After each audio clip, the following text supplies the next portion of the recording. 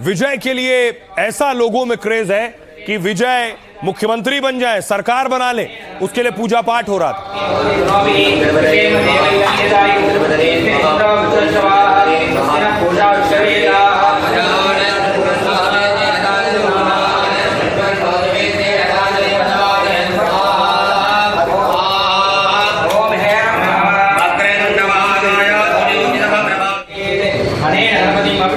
अब आपको बताऊं कि आखिर विजय मुख्यमंत्री होंगे तमिलनाडु के, कैसे बनी सरकार। सबसे पहले देखिए तैयारी क्या है। तैयारी यह है कि टीवीके ने बहुमत के लिए जरूरी 118 एमएलए के समर्थन का दावा कर दिया और राज्यपाल से मुलाकात कर सरकार बनाने का दावा ठोका है। टीवीके ने जो चिट्ठी दी है उसमें 121 विधायकों का समर्थन का दावा है। पहले सीपीआई और सीपीएम ने अपने 2-2 विधायकों का समर्थन दिया। लेफ्ट टीवीके सरकार में शामिल नहीं होगी, बाहर से समर्थन देगी। लेफ्ट पार्टियों के बाद वीसीके ने भी टीवीके को समर्थन का ऐलान किया, लेकिन सूत्रों के मुताबिक राज्यपाल अब भी संतुष्ट नहीं है।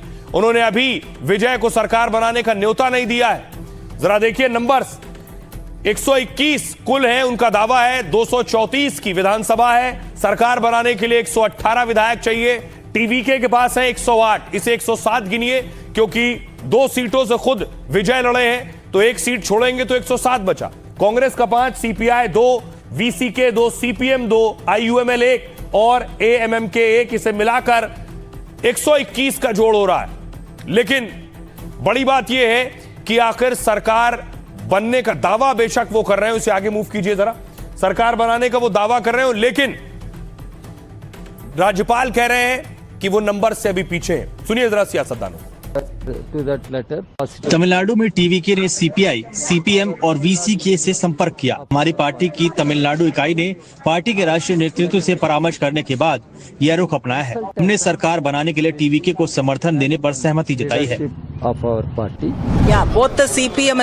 सीपीआई और सीपीएम दोनों ने आज अपनी राज्य समिति की बैठकें आयोजित की। उन्होंने फैसला किया है कि वे सरकार बनाने के लिए टीवीके को बाहर से समर्थन देंगे। विधानसभा में जब विश्वास प्रस्ताव लाया जाएगा तब वे निश्चित रूप से टीवीके के पक्ष में वोट करेंगे। हम मंत्रालय में शामिल नहीं होंगे, ये केवल बाहर से समर्थन होगा। वीसीके पहले ही कह चुकी है कि वामपंथी दल जो भी फैसला करेंगे वे उसी का समर्थन करेंगे। It's only outside support. VCK and left party leaders, हम टीवीके के साथ मिलकर गठबंधन सरकार बनाने के बारे में नहीं सोच रहे हैं। हम अभी डीएमके के साथ हैं। हम धर्मनिरपेक्षता के पक्षधर हैं। तमिलनाडु के लोगों के कल्याण के लिए हम इस गठबंधन के साथ आगे बढ़ेंगे। डीएमके और वामपंथी दल सांप्रदायिक ताकतों तथा भाजपा नेतृत्व वाली केंद्र सरकार द्वारा राज्य के अधिकारों पर किए जा रहे अतिक्रमण के खिलाफ एकजुट होकर संघर्ष जारी रखेंगे। अब देखिए जरा, इस बीच बड़ी खबर यह है, एक तरफ मैं आपको बता रहा हूं विजय शपथ लेंगे, खबर यह है कि तमिलनाडु की नई सरकार पर अभी भी सस्पेंस है। विजय कल शपथ नहीं लेंगे, सूत्रों से जानकारी मिल रही है। तमिलनाडु के गवर्नर दफ्तर के सूत्रों से खबर मिल रही है विजय के पास बहुमत नहीं है। सूत्र ये कह रहे हैं टीवीके को अभी 116 विधायकों का समर्थन है और सरकार बनाने के लिए 118 चाहिए। वीसीके और आईयूएमएल के समर्थन की चिट्ठी नहीं दी है। विजय को कल शपथ का न्योता नहीं मिला है। बड़ी खबर इस बीच, विजय की शपथ फिर लटक गई है। अब देखिए जरा एक तस्वीर जो सामने आई कि कांग्रेस के नेता कैसे प्रदर्शन कर रहे हैं, राज्यपाल के खिलाफ सड़कों पर उतरे। कांग्रेस विरोध कर रही है, विजय के हक में प्रोटेस्ट कर रही है राज्यपाल के खिलाफ।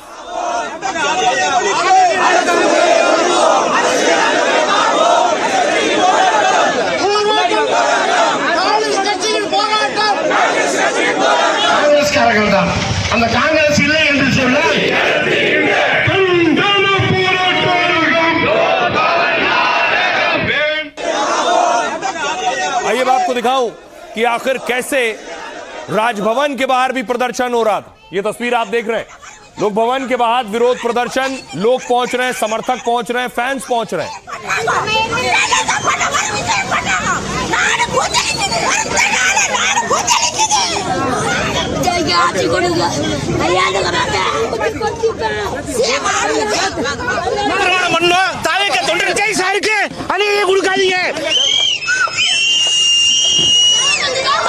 घर के बाहर पहुंच गए।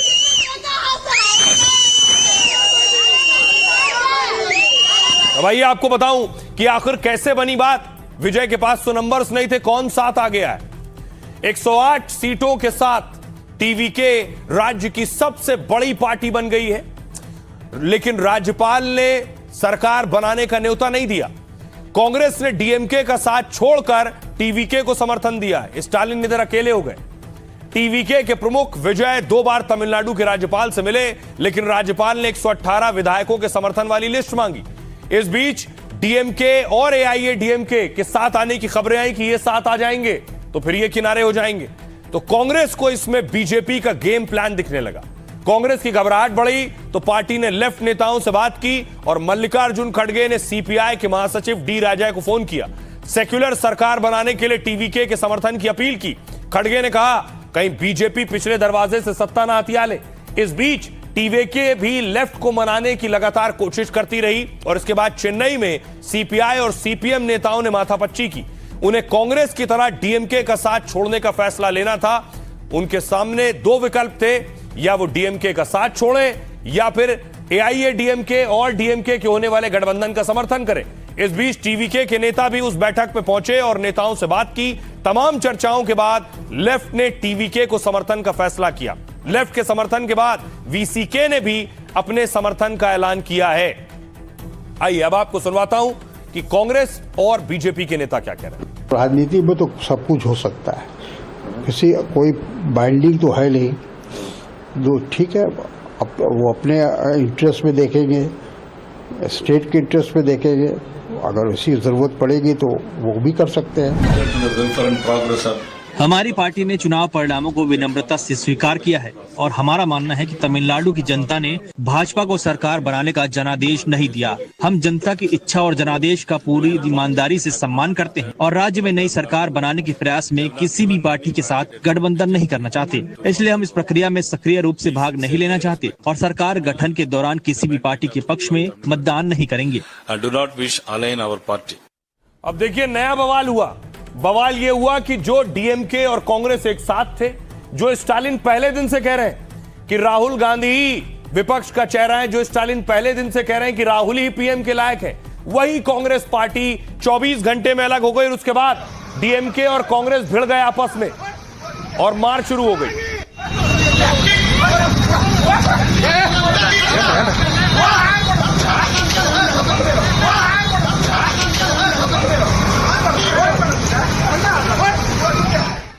तो क्या इंडिया ब्लॉक में दरार पड़ गई है? एक तमिलनाडु में नतीजे आने के साथ विजय को समर्थन देते ही कांग्रेस डीएमके गठबंधन में टूट हो गई। डीएमके ने कांग्रेस पर विश्वासघात का आरोप लगाया है और पार्टी बैठक में कांग्रेस के खिलाफ प्रस्ताव पास कर दिया है। डीएमके ने कह दिया है कि कांग्रेस को गठबंधन के तहत 28 विधानसभा सीटें मिली थी। दूसरी ओर कांग्रेस ने कहा है कि डीएमके एआईएडीएमके को समर्थन देने वाली थी। सिर्फ सत्ता के लिए 2 धीर विरोधी द्रविड़ पार्टियां साथ आने वाली थी। अब डीएमके ने सोचिए लोकसभा में कांग्रेस सांसदों से अलग सीट की मांग कर दी है। डीएमके कह रही है हम लोकसभा में कांग्रेस के साथ नहीं बैठेंगे। डीएमके नेता कनिमोझी ने लोकसभा स्पीकर ओम बिरला को पत्र लिख दिया है और कहा है कि डीएमके का कांग्रेस सांसदों के साथ बैठना ठीक नहीं। लोकसभा में 22 सांसदों वाली डीएमके विपक्ष की चौथी सबसे बड़ी पार्टी है। 2004 से डीएमके और कांग्रेस का गठबंधन काफी मजबूत माना जाता था, लेकिन नतीजों के बाद पिछले 48 घंटों में यह रिश्ता करीब करीब टूट गया।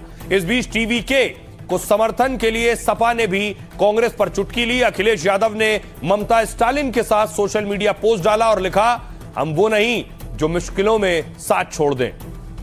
सुनिए जरा कांग्रेस सांसद क्या कह रहे हैं। So this is a normal process is that उचित कदम ये है कि जनता के जनादेश का सम्मान किया जाए और टीवीके को अवसर देकर प्रक्रिया को आगे बढ़ने दिया जाए। हालांकि कांग्रेस और डीएमके के बीच मजबूत संबंध रहे हैं, लेकिन डीएमके को ये भी समझना चाहिए कि गैर धर्मनिरपेक्ष ताकतों को एकजुट होने से रोकना समय की आवश्यकता है। देखिए आपको दिखाऊं, बड़ी चीज ये है कि विजय शपथ लेंगे, कल नहीं परसों लेंगे। लेकिन तमिलनाडु की सियासत में आप देखिए तो ये जो चेहरे आप देख रहे हैं, ये वो चेहरे हैं जो एक्टर्स थे, जो सितारे थे और मुख्यमंत्री बने। ये दक्षिण भारत की सियासत और बड़ा दिलचस्प है। मैं आपको बताऊं कि उत्तर भारत में बहुत से नेता रहे जो एक्टर थे, अभिनेता थे, नेता बन गए, लेकिन उनका कद मुख्यमंत्री तक नहीं पहुंचा है। दक्षिण भारत में ही होता है कि जो एक्टर हो वो भगवान की तरह पूजे भी जाते हैं और उन्हें पदों से नवाजा भी जाता है। सबसे पहले एमजी रामचंद्रन 100 से ज्यादा तमिल फिल्मों में अभिनय किया और आम जनता के हीरो के तौर पर मशहूर हुए। उन्हें उनकी फिल्में सामाजिक और न्याय विषय पर होती थी। फिल्मों में उन्हें जनता का रक्षक दिखाया जाता था। लोगों ने उन्हें जननायक मानना शुरू कर दिया। डीएमके तब तमिल पहचान का आंदोलन चला रही थी। प्रभावित होकर एमजीआर डीएमके में शामिल हो गए। उनकी लोकप्रियता राजनीतिक समर्थन में बदलने लगी। बाद में करुणानिधि से इनके मतभेद हुए तो फिर डीएमके छोड़ दी और 1972 में उन्होंने अपनी पार्टी एआईएडीएमके की स्थापना की। अब उनकी पार्टी द्रविड़ आंदोलन का चेहरा बन गई थी। 1977 में वो मुख्यमंत्री बने और 1987 तक रहे। अगला नाम एक और एक्ट्रेस दक्षिण भारत की जे जयललिता। उन्होंने तमिल, तेलुगु और कन्नड़ फिल्मों में काम किया। एमजीआर के साथ उनकी जोड़ी सबसे लोकप्रिय जोड़ी थी। वो लोकप्रिय थी और उनकी बोलने की क्षमता भी बहुत अद्भुत थी। नेता बनने के बाद एमजीआर उन्हें राजनीति में लाए। 1982 में जयललिता एआईएडीएमके में शामिल हुई। वो चुनावी रैलियों में प्रभावशाली भाषण देती थी, जिससे पार्टी को नया शहरी और महिला समर्थन मिला। 1984 में एमजीआर गंभीर रूप से बीमार पड़ गए। तब जयललिता ने पार्टी प्रचार की बड़ी जिम्मेदारी संभाली और इससे उनकी राजनीतिक पहचान मजबूत हुई। एमजीआर की मृत्यु के बाद पार्टी दो हिस्सों में बंट गई। जयललिता को चुनौतियों का सामना करना पड़ा, लेकिन धीरे धीरे उन्होंने पार्टी पर नियंत्रण कर लिया। जनता के बीच उन्होंने खुद को अम्मा के रूप में प्रस्तुत किया और पहली बार 1991 में तमिलनाडु की सीएम बनी। अगला नाम जिनकी सबसे ज्यादा चर्चा है वो है विजय जोसेफ। तमिल सिनेमा के बड़े सुपरस्टार माने जाते हैं। उन्होंने बाल कलाकार के रूप में फिल्मों में काम शुरू किया। उन्हें फैंस थलापति यानी कमांडर के नाम से बुलाते हैं। विजय की फिल्में अक्सर सामाजिक मुद्दों पर आधारित होती हैं। उनकी ज्यादातर फिल्मों ने राजनीतिक सामाजिक संदेश दिया है। उनकी फिल्में देखकर जनता को एक खालीपन महसूस होने लगा। करुणानिधि, जयललिता जैसे नेताओं की कमी महसूस होने लगी। विजय इस बात को समझ रहे थे और सामाजिक कार्य करते रहे। उनके फैंस का संगठन जमीनी स्तर पर खूब एक्टिव रहा। 2024 में विजय ने आधिकारिक रूप से राजनीतिक पार्टी बनाई और पहले ही चुनाव में 108 सीटों के साथ सत्ता के करीब पहुंच गए। विजय एक नजीर भी हैं उत्तर भारत के उन एक्टर्स के लिए, उन बड़े बड़े स्टार्स के लिए कि एक दक्षिण भारत के स्टार जो सीएम की कुर्सी तक पहुंचते हैं और उत्तर भारत के स्टार वक्ती तौर पर स्टार प्रचारक ज्यादा बड़े होते हैं, लेकिन सियासत में बड़ा कद नहीं स्थापित कर पाते हैं। अब सुनिए जरा टीवीके के समर्थक क्या कह रहे हैं।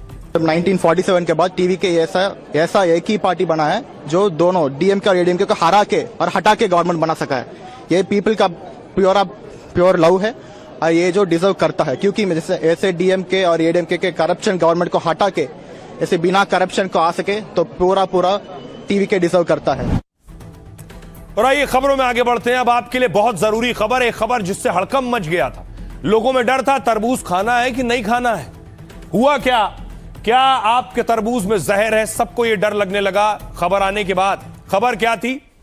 खबर यह थी कि एक परिवार जो तरबूज खरीद के लाया, तरबूज लाया और तरबूज खाया और उसके बाद पूरे परिवार की मौत हो गई। तस्वीर दिखाऊं मैं आपको। यह है मुंबई में 4 लोगों की मौत हुई थी। पूरे परिवार ने पहले बिरयानी खाई, फिर तरबूज खाया और उसके बाद यह सस्पेंस खड़ा हो गया कि आखिर मौत हुई कैसे। फिर पुलिस पहुंची मौके पर। पुलिस ने जांच शुरू की मृतकों के घर में। पुलिस ने इन्वेस्टिगेशन शुरू किया, सबूत जुटाए। जो खाया गया था बिरयानी और तरबूज, उसके सैंपल लिए, जांच की तो पता चला कि फूड पॉइजनिंग नहीं बल्कि मौत तरबूज में जहर होने की वजह से हुई। एक तरबूज, 4 लोग और चारों की मौत। मुंबई के इस मामले ने पूरे देश में सनसनी मचा दी। लोग लाल तरबूज को मौत के लाल रंग के तौर पर देखने लगे। खौफ फैल गया कि तरबूज खाओगे तो मारे जाओगे। लिहाजा मुंबई ही नहीं, देश में कई जगह लोगों ने तरबूज खरीदना और खाना छोड़ दिया। सबको डर था कहीं मेरे तरबूज में जहर तो नहीं। लेकिन मुंबई के तरबूज मामले में नया मोड़ आ गया है। रिपोर्ट आई है, खुलासा हुआ और तरबूज के अंदर जहर मिला। आखिर तरबूज में कौन सा जहर मिला? किसने मिलाया जहर? तरबूज तक जहर कैसे पहुंचा? क्या इसके पीछे कोई बड़ी साजिश है? और आइए आपको बताऊं कि आखिर तरबूज मामले में जो खुलासा हुआ है वो क्या है। तरबूज में जहर आया कैसे? अब सवाल सबके दिमाग में ये। तो अब मैं आपको बताता हूं कहानी। मुंबई में 4 लोगों की मौत पर फॉरेंसिक रिपोर्ट आई है। उसके मुताबिक चारों की मौत फूड पॉइजनिंग से नहीं हुई, यानी खराब खाना, सड़ा खाना खाने से नहीं हुई, बल्कि मौत की वजह है तरबूज में मौजूद खतरनाक जहर। रिपोर्ट में खुलासा हुआ कि तरबूज में चूहे मारने वाला जहर था। इसी जहरीले तरबूज को खाने से परिवार के 4 लोग मारे गए। चूहे मारने वाले जहर में आमतौर पर जिंक फॉस्फाइड होता है। गहरे भूरे या काले इस केमिकल से लहसुन जैसी गंध आती है। अगर कोई इंसान इसे खा ले तो यह जानलेवा साबित होता है। जब कोई भी चूहा या इंसान जिंक फॉस्फाइड को निगलता है तो पेट में मौजूद एसिड के साथ मिलकर यह फॉस्फीन गैस बनाता है। यह गैस बेहद जहरीली होती है जो खाने वाले की जान ले लेती है। इससे शरीर में उल्टी, पेट में दर्द, सांस लेने में दिक्कत शुरू हो जाती है। फेफड़े, लीवर, दिल को तुरंत गंभीर नुकसान होने लगता है। फॉरेंसिक जांच में चारों के शरीर में जिंक फॉस्फाइड के अंश मिले और उस तरबूज के सैंपल में भी इसी केमिकल के होने की पुष्टि हुई है। जांच एजेंसियां पता कर रही हैं कि यह जहर तरबूज में पहुंचा कैसे। दरअसल 25 अप्रैल की रात परिवार ने रिश्तेदारों के संग छोटी पार्टी की, उसमें बिरयानी खाई गई। फिर रात में चारों ने तरबूज खाया जब लोग चले गए, जो मेहमान आए थे, जिसके बाद इनकी तबीयत बिगड़ी, मौत हुई तो फूड पॉइजनिंग का शक हुआ। हालांकि अब जांच रिपोर्ट में मौत की वजह फूड पॉइजनिंग नहीं, जहर निकला है। अब आपको सुनवाऊं, जो लोग दूर हैं उनमें डर है, तो सोचिए जिनकी मौत हुई उनके पड़ोसी कितने खौफजदा होंगे। सुनिए जरा उन्हें। हम लोग ने तो कल मोबाइल में देखे थे तो मालूम पड़ा ऐसे ऐसा आया, लेकिन हम लोग को तो यकीन ही नहीं आ रहा क्या कौन सच बोल रहा कौन झूठ बोल रहा समझ में नहीं आ रहा है। बीएमसी में जाके बोलते हैं तो लोग आते नहीं गटर साफ करने, गटर नहीं साफ होता है तो ये 2 महीने का कचरा है। तो 2 महीने के कचरे में इतने बड़े बड़े घूस है अंदर। जैसी खबर पड़ी वैसे उनके घर में गए, सब पड़े हुए थे, तो बाकी तो सब पूरी बिल्डिंग वाले की मदद के लिए आ गया है। सबके घर में अलग अलग प्रॉब्लम है और चूहे को लेके, वो चूहे की दवा को रखता है, कोई नहीं रखता है। अब देखिए जरा, अब सवाल सबके दिमाग में यह है कि आखिर तरबूज में जहर कैसे गया, क्या संभावना है। पुलिस जांच करेगी तब पता चलेगा जहर कैसे पहुंचा, लेकिन क्या हो सकता है। अब अलग अलग वजह है तरबूज में जहर कैसे पहुंच सकता है। तरबूज के बीज होने से पहले या बोते समय जिंक फॉस्फाइड मिलाया जाता है। इस केमिकल को खेत में बीज बुआई वाली नाली में डालते हैं। यह मिट्टी की नमी से रिएक्ट करके गैस बनाता है, जिससे चूहे मर जाते हैं। हो सकता है बुआई के दौरान डाला गया जहर तरबूज में मिल गया हो, लेकिन यह होता तो बाकी तरबूज में भी जहर पाया जाता, मगर नहीं मिला है। एक बात और भी है, जो आसपास तरबूज बेचने वाले थे वो दुकान बंद करके जा चुके हैं। क्या भंडारण में हुआ, भंडारण के दौरान जब स्टोर किया गया तरबूज, अक्सर फल सब्जी के भंडारण के दौरान इंजेक्शन दिए जाते हैं। कभी कभी तरबूज को ज्यादा लाल और मीठा करने के लिए ऐसा होता है। यह हानिकारक रंग और इंजेक्शन सेहत के लिए खतरनाक होते हैं। कई बार ये केमिकल मिलकर जहर बन जाते हैं जो जानलेवा होते हैं। तो हो सकता है कि तरबूज में इंजेक्शन से दवा डाली गई हो और जहर बन गया हो।